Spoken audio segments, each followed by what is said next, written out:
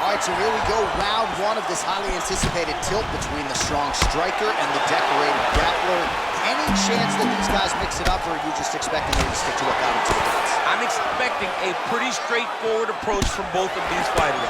The striker will try to lead with his punches and his kicks, and the grappler will try to time a takedown, time a clinch position so he can start to work towards a lot of those great judo throws that he possesses. Once on the ground, he is in his realm and will start to chase submissions. Good punch. Oh, just a killer jab there from Francis Ngannou. I don't know about you fighting this guy, man. Aren't you coaching high school wrestling instead or something? Yeah, I'm coaching the Gilroy Mustangs. When they say Ngannou, I say, hey, I got a tournament this weekend. I'll see you guys on the flip side. Oh, you heard him bad with the jab. Oh, a little single collar tie there. Big power shot there. Nice double leg shot. Oh, what goes up must come down as he slams him right on the canvas. Huge moment in the round. It excites me to watch somebody. Oh, you gotta watch him attacking submissions. He throws the legs up to try to get a triangle choke here. Watch triangle, watch triangle.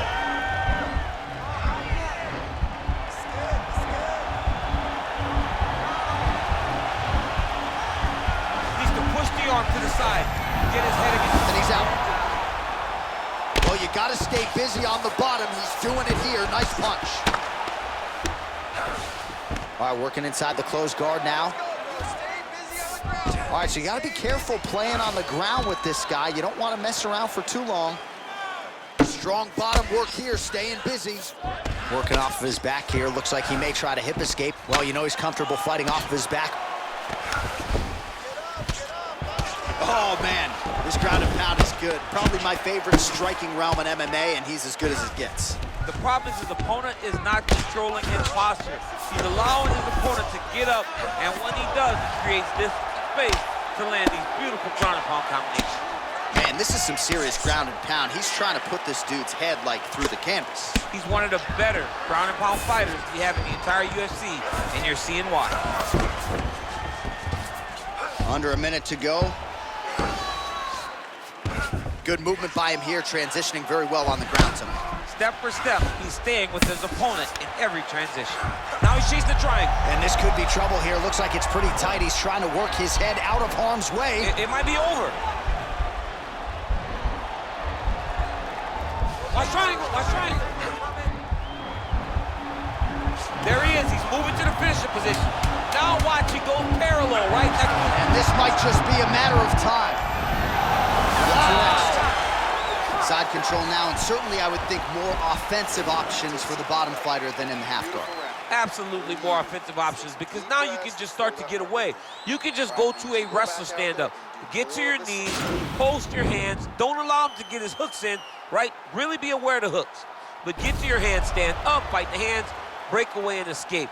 But it's so much more free-flowing than a half guard in the side control, because all you need to do is just get the opponent's body up, because his legs are just free to move.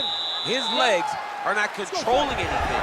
His legs are just free, so you have more freedom to use yours. Straight punch lands.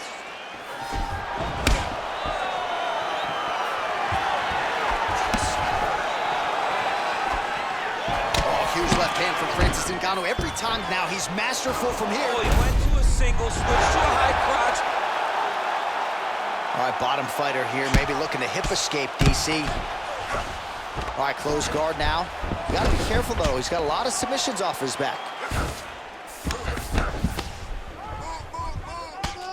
Oh, these are some serious punches from the top here. He's continuing to maintain good posture and making these strikes count. He's doing a really good job of watching for the upkick, making his punches count while not putting himself in danger.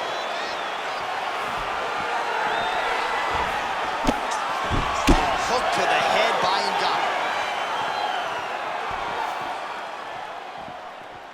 Well, that left hand has been there at times, not on that attempt.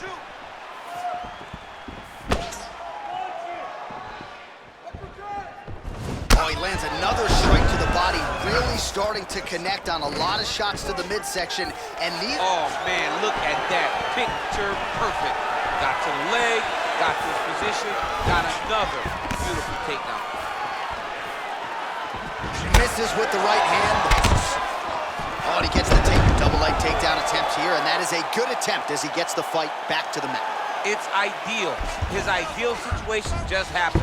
He got in on the shot, didn't have to put too much effort to finish. Great job. Right now, it looks like he may be trying to set up an arm triangle choke. He needs to secure the left arm, push it across, and secure it with his head.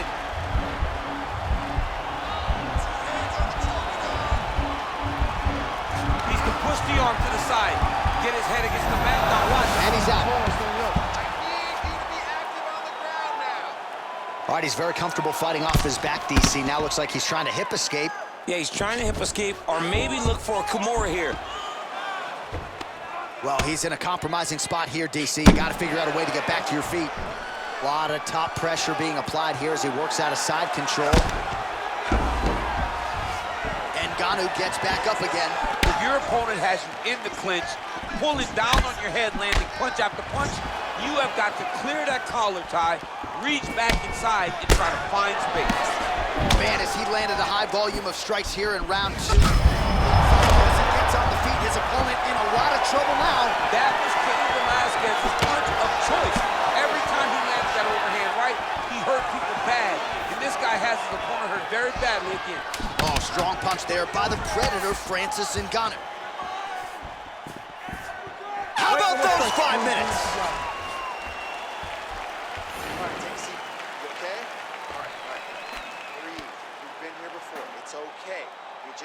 All right, let's look back at some of the action in that round, DC. What a high-level display of offensive wrestling. I mean, this is a joy for me to watch. I enjoy watching a guy maintain this level of wrestling for as long as he has done this. He is constantly in his opponent's face. He's constantly taking him down. Getting taken down and getting up is exhausting. Let's see how tired his opponent is at the start of the next round. You ready? Go fight. Well, he hasn't really showed any signs of slowing down tonight. He continues to connect on a high volume of strikes here.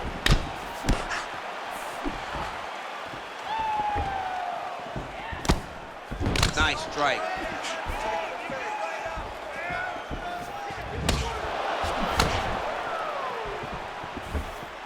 Well, he misses with the left punch there.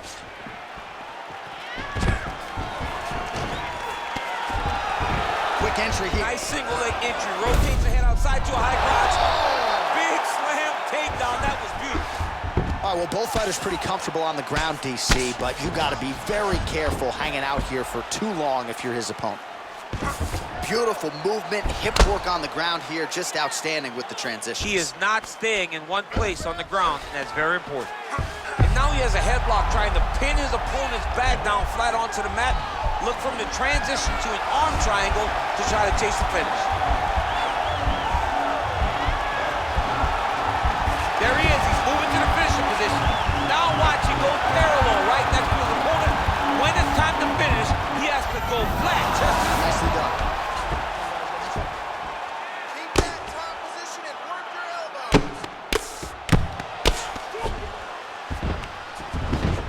Well, you know, I don't like the gi very much, but I have an appreciation and a healthy one for these type of transitions. You can tell he's been in a gi at some point in his life, the way that he moves so freely. I'm skipping jiu-jitsu next week, too. Curve him up. Go get him.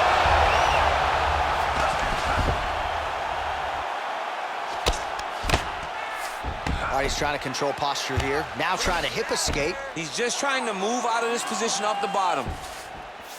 All right, so inside the open guard of his opponent. You got to be careful playing around for too long here on the ground with this guy. Posturing up now. And now the damage is about to start. Now he's on top of him looking for the finish.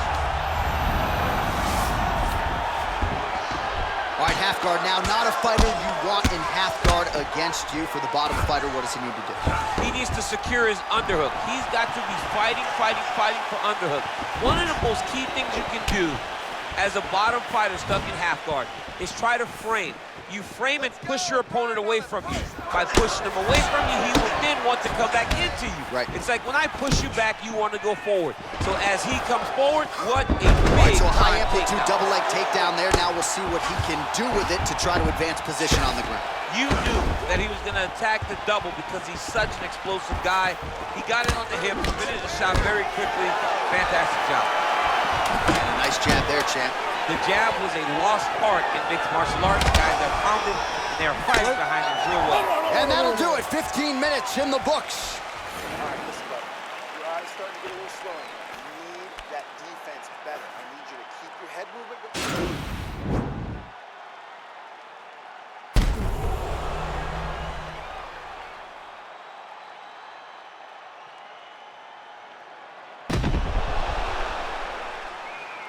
All right, so there's the horn. That means it's the end of the round. And get that man a singlet, man, right? Offensive wrestling on point tonight. That was a tutorial. That was every single takedown you could secure in a fight. He did it all the right way. He's beating his opponent to the finish before he can try to sprawl and respond. He's a step behind. If he's going to stop these takedowns going forward, he needs to react real quick. Well, you didn't see a lot of the body work from him in the earlier rounds, but he's certainly getting after it here. Big shot to the body connects there. We'll see if he can follow it up.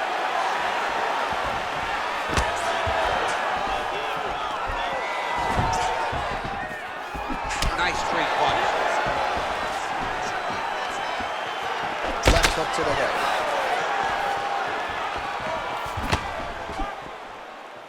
All right, so he lands a jab there. Pretty nicely done, DC. You can really control a fight just knowing how to fight behind your jab. Oh, that is an uppercut from hell. Beautiful job by him there. I mean, he threw that thing from his hip, and he landed with all the force that he could muster. I'm surprised he didn't knock him out with that punch. And Ngannou gets caught with that punch. Not the easiest guy in the world to hit, but he got caught there. Oh, beautiful entry as he secures the double leg takedown. Well, anytime you are in a ground fighting situation with this fighter, you're potentially playing with fire. Oh, he postured up there, gained some valuable separation. And now the ground and pound starts. Now he's attacking the triangle. Triangle looks pretty tight, DC. I'm no Brazilian Jiu-Jitsu black belt, but maybe not good here. No, it looks like it's getting in deep.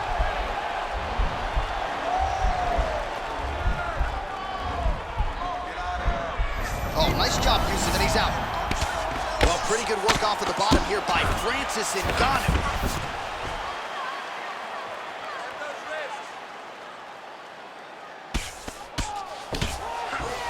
All right, feet on the hips here. All right, so you got to be careful playing on the ground with this guy. You don't want to mess around for too long. Ngannou gets up. He is back on the feet here. Well, you've got to admire the urgency here. He is trying to keep the judges out of it, lighten up his opponent left and right. Big, powerful punch lands. Now he gets back in range. And both guys really throwing with authority. You rip the body there. Wow, actually got the takedown. And there's the single. All right, dominant position for him here, full mount. If you're the bottom fighter, better start moving those hips, DC. Oh, you gotta start moving those hips. What you should do initially, right, is start to push at the knees. Push at the hips, create some distance, shrimp, and try to recollect half guard. Half guard sucks, but it's much better than being mounted fully by your opponent. 20 minutes down, potentially 5 to go.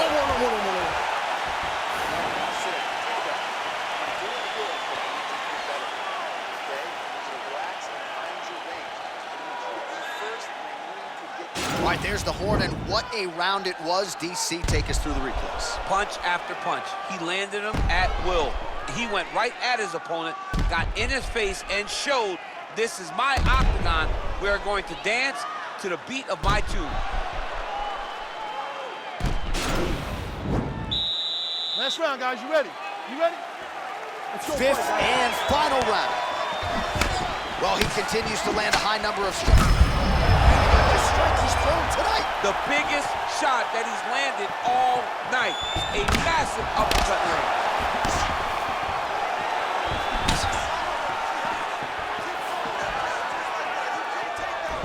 Just out of range with that right hook. He blocks the shot. Tags him with the left. Well, he keeps going back to the well with that left hand, just out of range. Over and over. You come up, you go down. Another takedown land.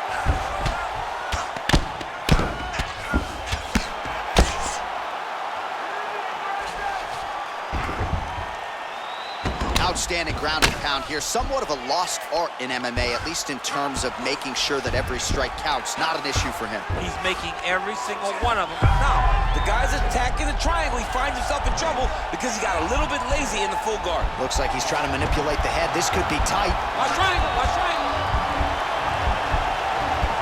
He needs to push the arm to the side. Get his head against the mat. Now watch as he goes to the finish. Watch his chest go to the mat. And this might just be a matter of time. Wow.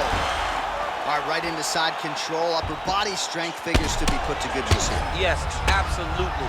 And you got to look for his opponent to turn back into him. He should chase guillotine, but the opponent turns to the opposite side. He can take his back, throw his hooks in, try to choke, or flatten him out and just go for the finish.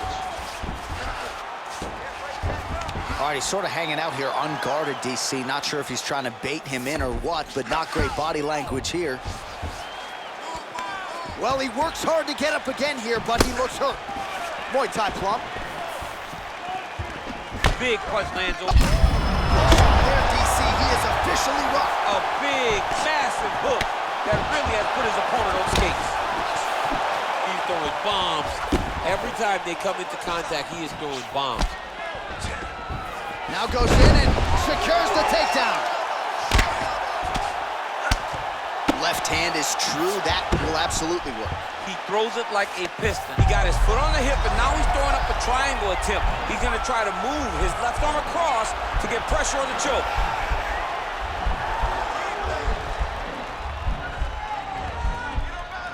Watch triangle, watch triangle. Oh, really nice work to keep Busy off of his back as he lands some more offense here from bottom. Well, he gets up again here, but he looks hurt. Another shot lands upstairs. Try to establish that jab. All right, so the fight goes the distance. Both guys had their moments, but there was a striking advantage, albeit slight, and perhaps that'll be enough for him to get his hand raised tonight. It should be enough. I mean, when you watch the fight, you understand that you are watching two of the best mixed martial artists in the world. But it did look like he did just enough to earn a competitive decision.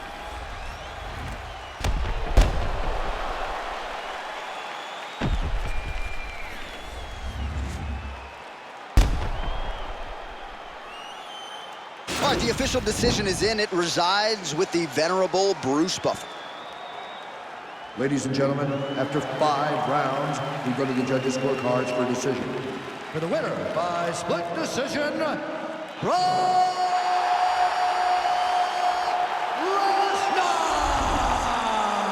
Woo, those split decisions are something else. He is happy to exhale at this point in time. It was a close fight, and the judges certainly felt that way as well. It's the worst feeling in the world when you go to the middle and you're just not sure. Your heart is beating so fast, especially when you hear your opponent's name called right before you ultimately win the fight. He put in a lot of work, fought through the adversity, and got the job done. You should be very proud.